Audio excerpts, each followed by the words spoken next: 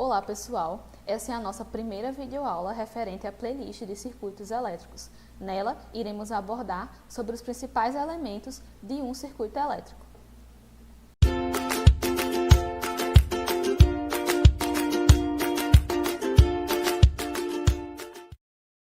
Esses são os tópicos que iremos abordar nessa aula. Eles são elementos de um circuito, então aqui a gente vai falar um pouquinho sobre cada elemento de um circuito, como eles funcionam, certo?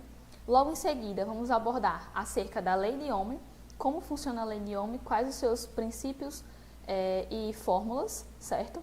Logo após, vamos falar sobre a LKC, ou famosa lei de Kirchhoff das correntes, como muitos conhecem, e a LKT, ou também conhecida como lei de Kirchhoff das tensões, que é o nosso próximo tópico. Após explanar um pouquinho acerca das leis de Kirchhoff, a gente vai falar sobre o divisor de corrente e o divisor de tensão. Iniciando com o tópico de elementos de um circuito elétrico. Então, quais são os principais elementos que irão compor um circuito elétrico? Esses elementos são os nossos elementos passivos, aqueles que a gente já conhece e estudou um pouquinho sobre lá na disciplina de eletromagnetismo. E quais são eles, Ana? Temos o resistor, certo? O que é o resistor? O que é que ele representa a nível de circuito elétrico? O resistor, ele vai ter uma resistividade elétrica, certo? E é uma medida de oposição de um material ao fluxo de corrente elétrica. Ou seja, o resistor, ele é um material que ele vai se opor, ele vai gerar justamente uma resistência à corrente elétrica, ao fluxo de corrente elétrica dentro do circuito, em linhas mais gerais, certo? O capacitor. O capacitor, ele tem uma grandeza chamada de capacitância, assim como o resistor tem a resistividade ou simplesmente resistência, o capacitor, ele tem o quê? A capacitância, certo? E o que é a capacitância? A capacitância é a capacidade de armazenamento de energia elétrica num dado campo elétrico sob uma dada diferença de potencial. Ou seja, o capacitor, ele tem como funcionalidade armazenar energia por meio de um campo elétrico, certo? Como a gente já viu um pouquinho lá na disciplina também de eletromagnetismo. E por fim, mas não menos importante, temos o indutor. O indutor, ele é um dispositivo que, assim como o capacitor, também vai armazenar energia elétrica, certo? No entanto, essa energia ela vai ser armazenada num campo magnético que será criado pelas correntes que circulam pelo indutor.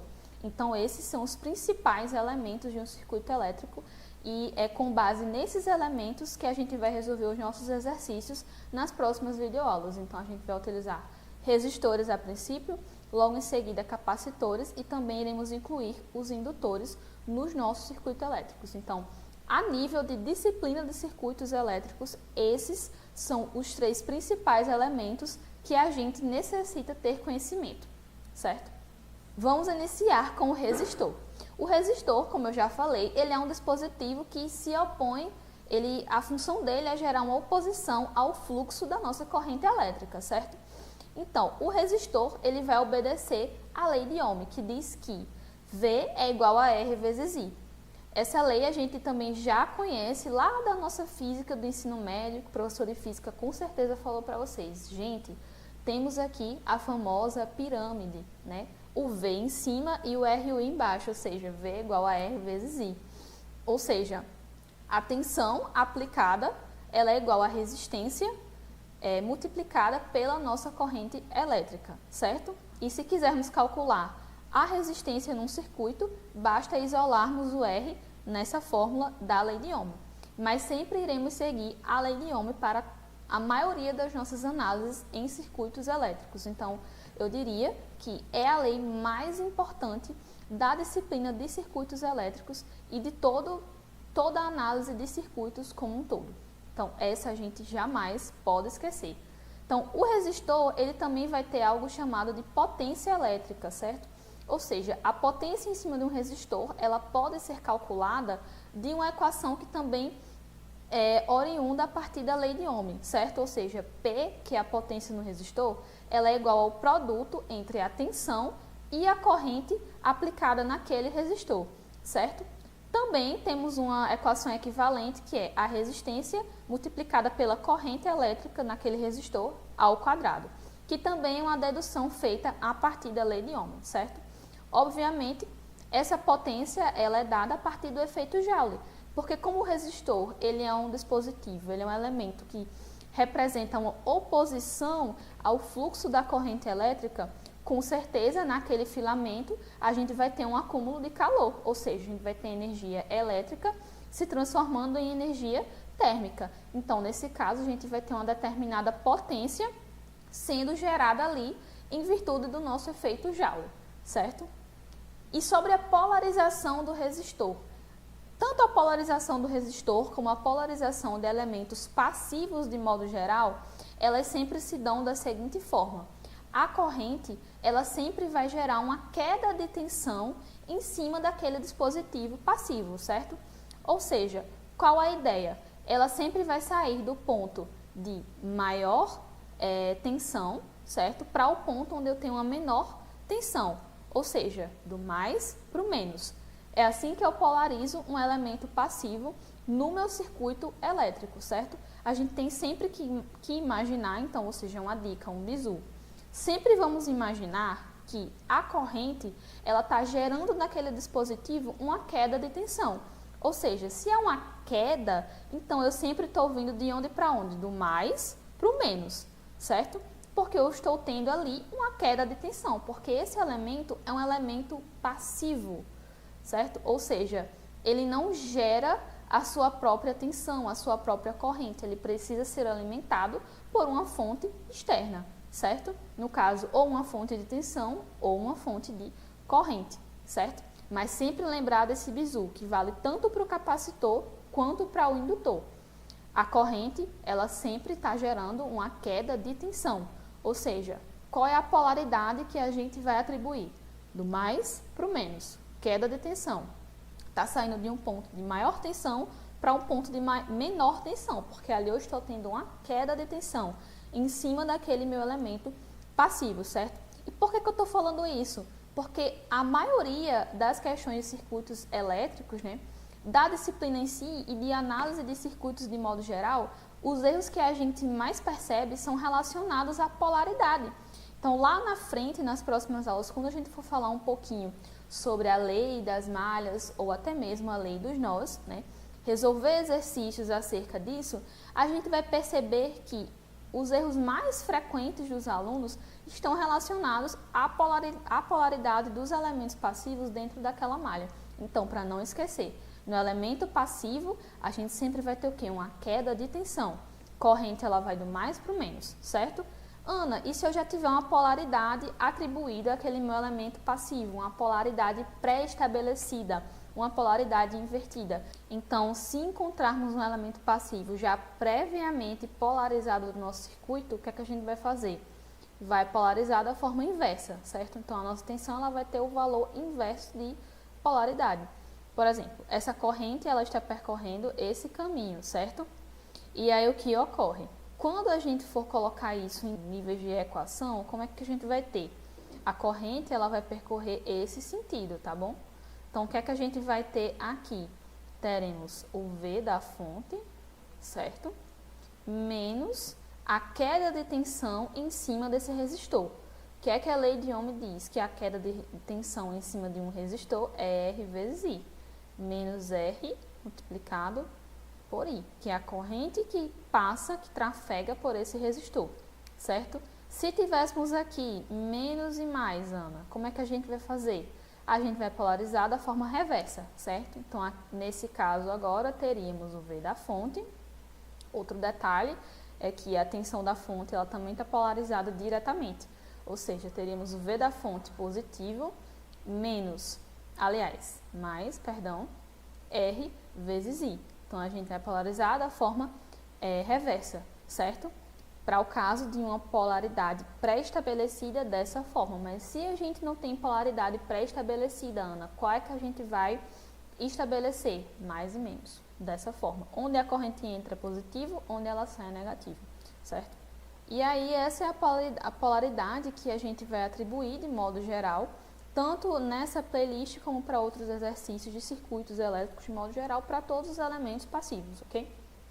Falando um pouquinho agora sobre a lei de Ohm, certo? Como é que funciona a lei de Ohm? Como eu já falei previamente, a lei de Ohm ela é regida pela equação V igual a R vezes I, certo? Ou seja, o que ocorre é que essa equação ela vai se comportar como uma função linear, certo? Então, à medida que eu aumento a tensão, eu aumento a corrente. Elas são diretamente proporcionais, certo? E é isso que rege a lei de Ohm. Então, ou seja, se eu tenho um dispositivo com resistência constante, tensão e corrente elas serão proporcionais. Então, à medida que eu aumento a tensão, eu irei aumentar também a corrente logo em seguida, certo? Na mesma proporcionalidade.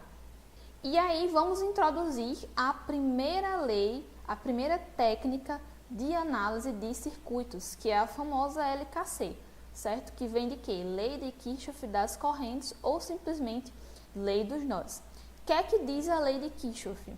A lei de Kirchhoff, ela nos diz que a soma das correntes que entram no nó é igual à soma das correntes que também saem daquele nó. Ou seja, nesse caso aqui, o que é que a gente vai ter? I1 está entrando no nó, ou seja, I1 é uma corrente que entra no nó, I2 está saindo, I2 e 3 estão saindo desse mesmo nó, certo? Ou seja, outro detalhe importante, que são as correntes que entram e que saem de um mesmo nó. Importante lembrar desse detalhe. I1 está entrando, I2 e 3 estão saindo. Ou seja, a gente vai ter I1, que é a corrente que entra, igual a I2 mais I3, que são as correntes que saem do nó. Certo? Ana, e isso é sempre verdade? Sempre verdade para o caso em que formos aplicar lei de Kirchhoff das correntes, certo? Nesse caso, o que é que a lei de Kirchhoff das correntes ela nos traz? Ela nos traz exatamente a corrente aplicada naquele ponto, certo? Essa é a lei de Kirchhoff das correntes, ou também conhecida como LKC. A próxima lei de Kirchhoff, também fundamental para a análise de circuitos, né, para análise de técnicas de circuito de modo geral, é a lei das malhas. Eu diria que entre a lei dos nós e a lei das malhas é, de certa forma, a mais utilizada ao longo de todo o curso de circuitos elétricos, da disciplina de circuitos elétricos de modo geral.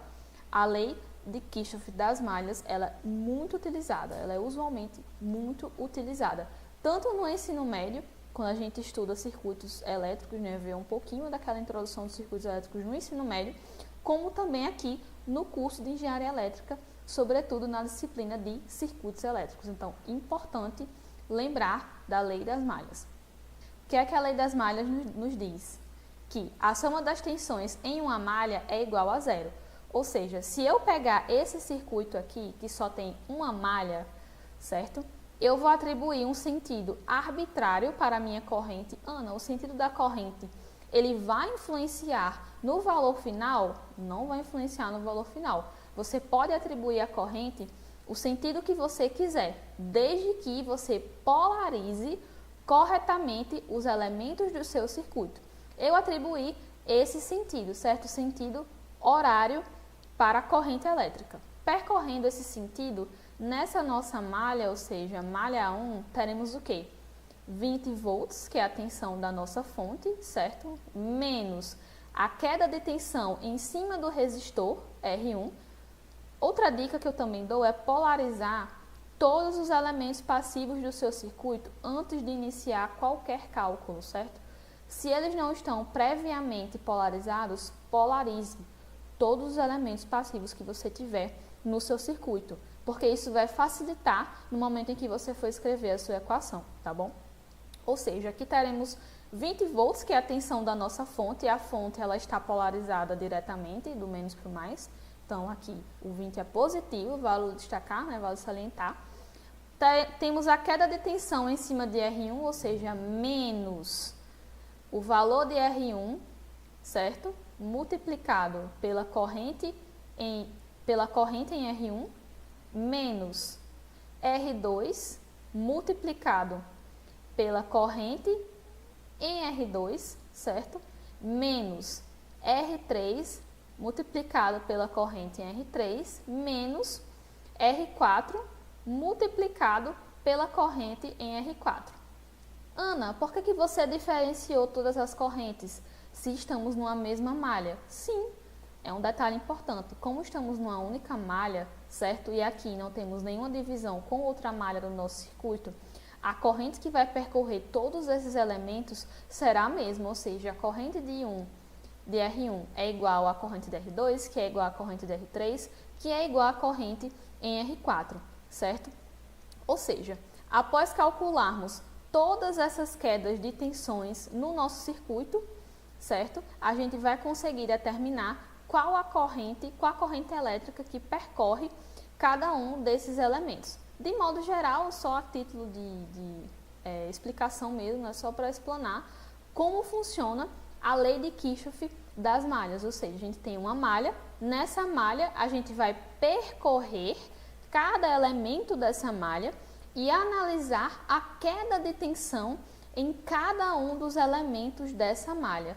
Sempre lembrando do quê? De um detalhe muito importante que é polarizar previamente todos os elementos passivos do nosso circuito. Então, se eu pego uma questão de circuitos elétricos, eu tenho uma malha ou duas malhas, seja lá quantas forem. Qual a primeira coisa que eu vou fazer? Polarizar todos os elementos do meu circuito. Isso vale tanto para a LKC, que é a lei de Kirchhoff das correntes, quanto para a LKT, que é a lei de Kirchhoff das tensões ou lei das malhas. Mas principalmente para a lei das malhas. A dica é polarize todos os seus elementos antes de iniciar o seu cálculo e logo em seguida aplique a equação daquela malha. Nesse caso, como temos apenas uma malha, teremos apenas uma equação. Ana, mas se tivéssemos 4 malhas, então teríamos um sistema com 4 incógnitas e 4 equações, certo? Queríamos encontrar o valor de cada corrente em cada malha. Vale salientar que, na lei de Kirchhoff das malhas, normalmente as nossas incógnitas elas são as correntes, ou seja, a gente encontra a corrente para logo em seguida, a partir da corrente, encontrar a queda de tensão naquele elemento, certo? E para a lei de Kirchhoff das correntes, a gente vai encontrar normalmente a tensão. As nossas incógnitas, elas serão as tensões nos elementos, meio controverso, né? Mas normalmente é assim que se faz, ou seja, se eu bato o olho numa questão, se o meu professor ele não atribui a técnica que eu irei utilizar naquele exercício, então eu fico livre para escolher a melhor técnica que eu irei usar. Se ele pede para você a corrente em um elemento, é mais prático se utilizar o quê? Lei das malhas. Se ele pede a tensão naquele elemento, é mais prático se utilizar lei de Kirchhoff das correntes. Por quê? Porque a gente vai analisar a diferença de potencial que existe em cada elemento do nosso circuito e logo em seguida vamos atribuir todas as correntes que entram e saem daquele nó e escrevê-las, equacioná-las a partir da lei de Ohm, certo? Que determina que V é igual a R vezes I. E aí, pessoal, dando continuidade, né, aos nossos tópicos dessa aula, vamos falar agora um pouquinho sobre o divisor de tensão. Então, a gente pode utilizar o divisor de tensão quando temos um circuito nessa formatação demonstrada abaixo. De que forma? Temos uma fonte de tensão, por isso o nome divisor de tensão, e temos 2 resistores, ambos com tensões diferentes. Esses resistores têm uma característica muito importante, é que eles vão estar em série com a fonte de tensão. Muito cuidado com esse detalhe. Divisor de tensão, temos uma fonte de tensão em série com os resistores do nosso circuito, certo? Nesse caso, temos aí R1 e R2, tá bom? Qual vai ser a fórmula que iremos aplicar para o nosso divisor de tensão? Vamos pegar a tensão que queremos encontrar. Nesse caso, a gente quer encontrar a tensão em VR1, por exemplo. Vamos lá, VR1 vai ser igual a quem? O valor da resistência do resistor em que eu quero encontrar essa tensão. No caso, se aqui é VR1, aqui será quem? R1, tá bom? R1 sobre quem? Sobre R1 mais R2, que é a resistência série desses 2 resistores que estão posicionados aqui, tá bom? Então, R1 mais R2 multiplicado por quem? pela tensão da fonte, V. Aplicando essa fórmula, eu consigo encontrar separadamente a tensão no resistor R1. Utilizando a mesma lógica, de forma análoga, eu consigo encontrar a tensão no resistor VR2. Como? VR2 será igual a quem? A R2 sobre R1 mais R2 multiplicado pela tensão da fonte, certo? Por VF, tá bom? Então, essa é a ideia do divisor de tensão. Lembrando, muito importante se ater a esse detalhe. Para que eu consiga aplicar o divisor de tensão, meu circuito ele tem que estar na exata formatação que eu tenho aí projetada. Ou seja, eu tenho que ter um circuito série. O que é um circuito série, Ana? Mais tarde a gente vai falar um pouquinho sobre esse tópico, né? Sobre associações de resistores, mas o que é um circuito série? É um circuito em que a corrente que percorre os meus elementos, ela será a mesma. Perceba que tanto em R1 como em R2, a corrente é a mesma, é a corrente I, certo? Ou seja, para que eu consiga aplicar o divisor de tensão, eu preciso ter essa formatação de circuito, senão eu não consigo aplicar o meu divisor de tensão. E a fonte, ela tem que ser exclusivamente de tensão, certo? Mais tarde, nas próximas aulas, no decorrer dessa playlist, a gente vai estudar sobre fonte equivalente e sobre transformação de fontes. Eu posso ter uma fonte de corrente no lugar dessa fonte de tensão e transformá-la numa fonte de corrente. E vocês vão perceber que isso vai estar diretamente relacionado a questão de divisor de tensão e divisor de corrente, que vai ser abordado no próximo slide, tá bom? Mas isso aí são cenas dos próximos capítulos, né? No mais, o circuito ele deve estar nesse formato projetado para que eu consiga aplicar o meu divisor de corrente. Por isso que é divisor, porque eu tenho uma tensão dividida para os dois resistores, uma tensão diferente para os meus dois resistores. Daí o nome divisor de tensão, certo? Trabalhando agora sobre o nosso divisor de corrente, como é que funciona o divisor de corrente? Da mesma forma, de forma análoga, mas um pouquinho diferente do divisor de tensão. Como assim, Ana? Se no divisor de tensão tínhamos elementos em série, no divisor de corrente, atenção aqui, no divisor de corrente, a gente vai ter essencialmente elementos em paralelo, certo? Ou seja, quando eu tenho resistores em paralelo, Ana, qual a minha principal característica intrínseca da ligação paralelo? Mesma tensão. Ou seja, aqui, nesse ponto A, perceba que esse ponto A é o mesmo daqui, que é o mesmo daqui. E esse ponto B é o mesmo que está aqui e é o mesmo que está aqui. Qual a diferença de potencial entre R1 e R2? Não é AB? A diferença aqui não é AB, a diferença de potencial aqui também não é AB. Eu tenho a mesma DDP aplicada aos meus dois resistores, portanto, eles estão em paralelo, certo? Essa é a característica fundamental da ligação paralelo, certo?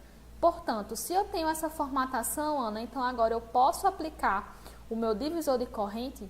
Com certeza. Se eu tenho uma fonte de corrente e resistores que estão em paralelo com essa fonte de corrente, eu posso com toda certeza aplicar o meu divisor de corrente. Como esse divisor de corrente se comporta? Qual é a fórmula que eu irei aplicar?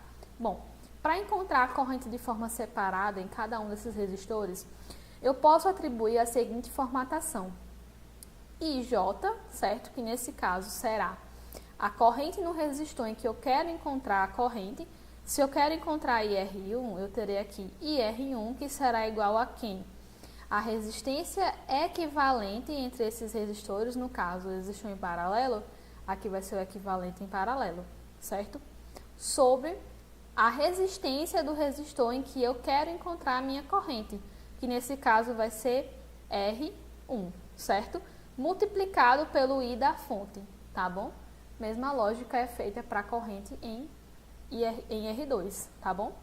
Essa é uma das fórmulas que podemos aplicar para o nosso divisor de corrente. A próxima será abordada no nosso exercício, que será mostrado logo a seguir. certo? Então, vamos lá da continuidade. Bom, aqui a gente tem esse exercício, certo? Apresentado na tela. Qual o primeiro ponto essencial que iremos fazer? Vamos identificar os pontos do nosso circuito e as nossas polaridades, certo? Vamos lembrar lá do início da aula. Vamos lá. Vamos identificar as nossas polaridades. Aqui a gente já tem todos os elementos passivos polarizados, certo? Então, agora a gente vai atribuir o sentido da corrente baseado nessa polaridade, certo? Como é que vai ficar isso? Vamos lá. Atenção. Esse nó aqui é o mesmo que está aqui, que é o mesmo que está aqui, é o mesmo em todos os outros pontos. Então, isso aqui tudo é o mesmo ponto. Concorda comigo? Então, o que é que vai acontecer? Nesse único nó, nesse nó único que eu tenho aqui no meu circuito, eu vou ter o quê? Eu vou ter quantas correntes saindo e quantas entrando. Eu tenho essa corrente saindo, eu tenho essa daqui que está saindo ou entrando. Vamos ver a polaridade? Mais, menos. No elemento passivo resistor, do tipo resistor, a corrente, eu tenho que aqui uma queda de tensão. Então, como é que vai estar a minha corrente? Ela vai do mais para o menos, certo? Porque eu tenho uma queda de tensão. Então, ela vai estar saindo do nó. Mesma lógica para os demais, certo? Esse aqui é uma exceção porque a corrente ela já está posicionada. Então, ela está entrando no meu nó, certo? No entanto, eu posso ter uma sacada interessante nessa questão. Qual é, Ana? Eu tenho duas fontes de corrente em paralelo. Eu consigo realizar o equivalente entre elas, certo? Que é a mesma coisa para quando eu tenho duas fontes em série. Eu consigo realizar o equivalente entre essas duas fontes de tensão em série, tá bom? Então, aqui, quando eu realizar esse equivalente, eu terei o quê? Vamos lá. Eu terei a fonte de 4 mA, certo? E eu terei a fonte de 6 mA, certo? A fonte de 4 mA, a corrente ela está entrando no nó, enquanto na fonte de 6 mA, a corrente ela está saindo do nó. A corrente que está com a setinha para cima, ela será positiva, e a corrente que está com a setinha para baixo, ela será negativa, certo? Ou seja, aqui a gente terá como fonte de corrente equivalente 4 mA menos 6 mA, certo? Dessa forma, teremos qual será o valor da corrente da nossa fonte equivalente. Será de menos 2 mA, concorda? Menos 2 mA, certo? Vai ser igual a corrente da fonte. Vamos realizar o paralelo desses resistores? Vamos lá. Vou realizar o paralelo entre o resistor de 4K e 12K, certo? E vou ter uma resistência equivalente, tá bom? Que vai ser igual a quanto? Vamos lá. Existe uma regra do produto pela soma para resistores em paralelo, como é 4K vezes 2K dividido pela soma de ambos, 4K mais 12K.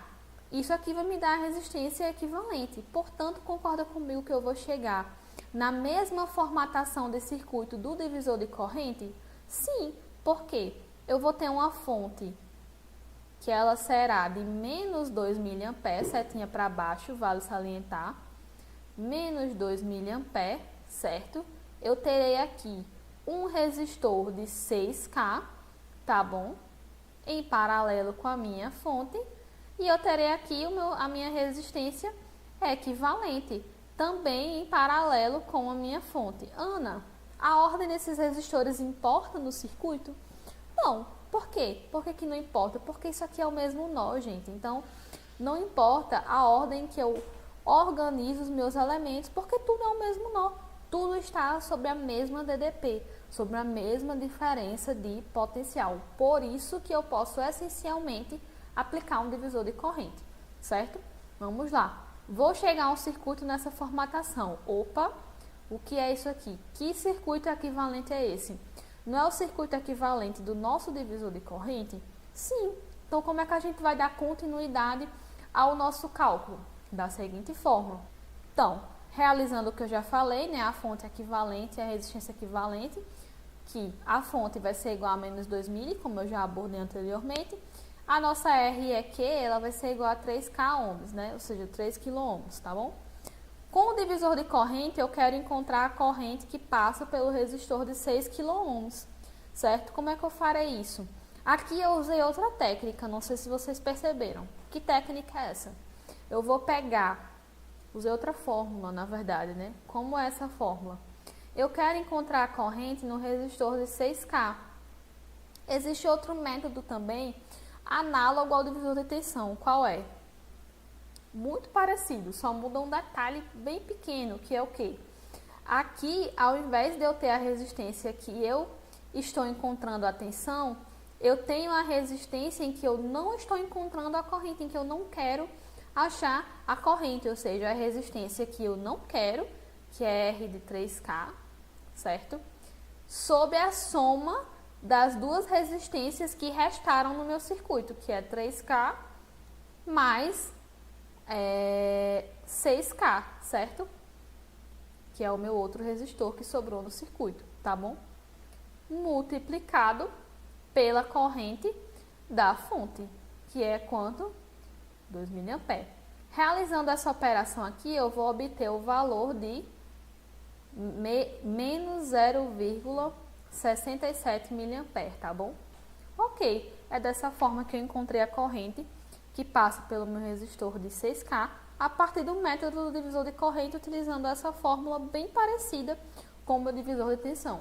Só lembrar que, ao invés daqui ser a resistência que eu quero achar a tensão ou a corrente, aqui eu vou ter a resistência em que eu não quero achar a corrente, tá bom? Só tem essa pequena mudança, não esquecer, mas eu também posso utilizar aquela mesma fórmula que eu utilizei antes e eu vou obter a mesma resposta, certo? E aí o problema, ele também me solicita a potência no resistor de 6K. Muito simples.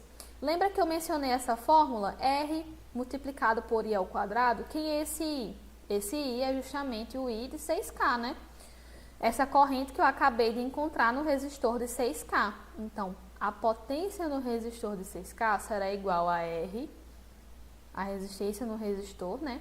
Multiplicada pela corrente no resistor de 6K ao quadrado. Isso aqui vai me resultar em 2,67 miliwatts, certo? Vai me resultar exatamente nesse valor. E é dessa forma que, a partir do meu divisor de corrente, eu consigo encontrar separadamente as correntes do meu circuito, tá bom, gente? Então, é isso. Espero que tenham gostado da nossa primeira videoaula da playlist de circuitos, certo? E nos acompanhem e sigam o canal para ver as próximas.